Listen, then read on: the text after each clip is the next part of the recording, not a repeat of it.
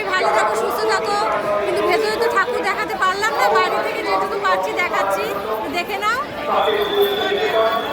মান মন্দিরটা সবাই দেখে নাও।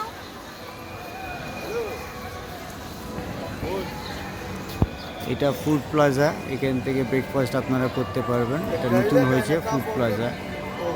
তো আমরা বেসিক্যালি এখানে যখনই আসি এই দক্ষিণেশ্বর, এখানে আমরা এখানে কিছু ব্রেকফাস্ট খেয়ে যাই। তো আশা করি আপনারাও আসতে পারেন, এখানে ট্রাই করতে পারেন। আজ 1 জানুয়ারি 2024, আমরা প্রথম দিনেই আমরা মা কালী ঠাকুরের দর্শন করি, প্রত্যেক বছরই করি। আর আজ চেষ্টা করি। Good morning, happy new year to all.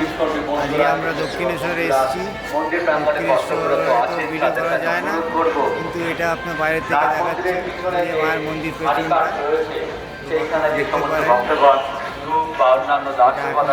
পুজো করে বেরালাম, পুজো করে আমরা এখন বাড়ির দিকে রওনা দিচ্ছি। তো আশা করি পরে আপনাদের সাথে দেখা হবে।